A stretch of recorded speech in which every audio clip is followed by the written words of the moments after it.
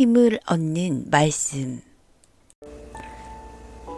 로마서 1장 17절.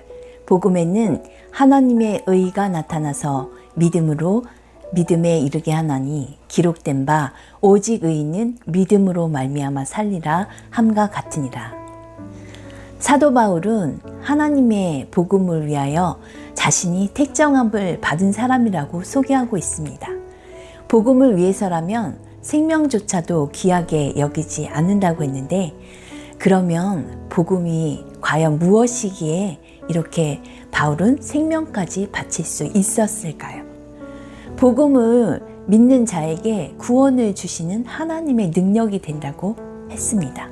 복음은 오직 예수 그리스도 외에는 구원의 길이 없다는 사실을 믿는 것입니다.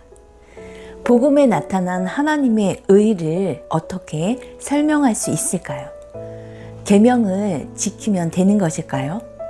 그렇다면 우리가 성경에 나와 있는 그 수많은 계명들을 다 지킬 수 있을까요?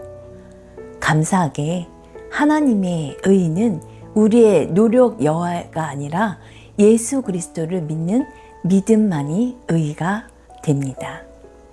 하나님의 의의 개념은 하나님이 죄인을 선한 사람으로 만드신다는 의미보다는 하나님께서 죄인을 죄인이 아니라 믿음으로 인해 의인으로 칭해 주시고 인정하신다는 그런 의미입니다.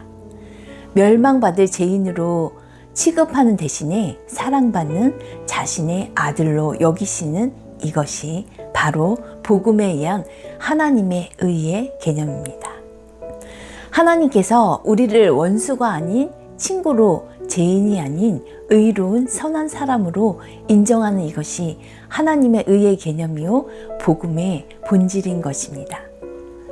믿음으로 믿음에 이르게 한다는 것은 그리스도를 만나 고백하는 초보적인 그 믿음의 단계에서 믿음의 방향과 성숙한 믿음에 이르게 되는 신앙의 성장 과정으로 복음에 나타난 하나님의 의는 오직 믿음을 통해서만 가능하다는 것입니다.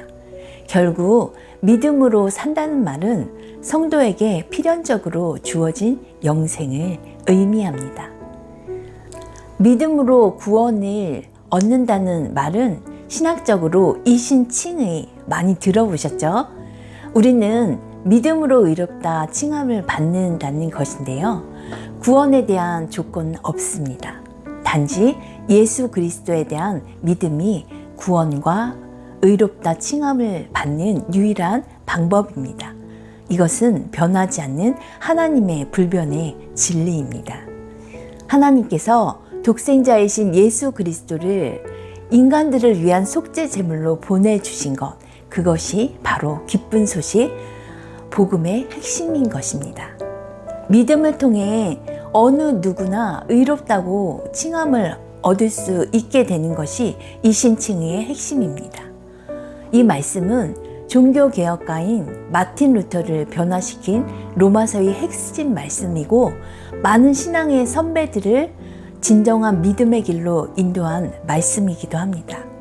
복음에는 세상을 구원하는 능력이 있습니다.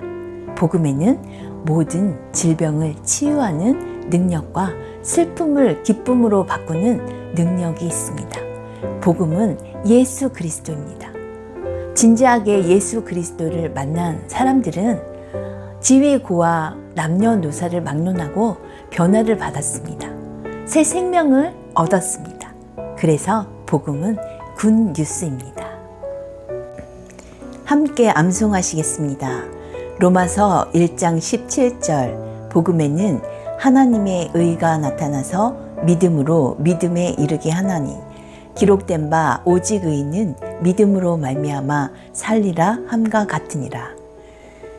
복음에는 하나님의 의가 나타나서, 복음에는 하나님의 의가 나타나서, 복음에는 하나님의 의가 나타나서 믿음으로 믿음에 이르게 하나니, 믿음으로 믿음에 이르게 하나니, 복음에는 하나님의 의가 나타나서 믿음으로 믿음에 이르게 하나니, 기록된 바 오직 의인은, 기록된 바 오직 의인은, 기록된 바 오직 의인은, 복음에는 하나님의 의가 나타나서 믿음으로 믿음에 이르게 하나니 기록된 바 오직 의인은 믿음으로 말미암아 살리라 함과 같으니라.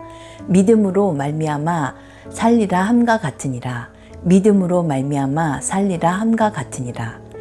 복음에는 하나님의 의가 나타나서 믿음으로 믿음에 이르게 하나니 기록된 바 오직 의인은 믿음으로 말미암아 살리라 함과 같으니라.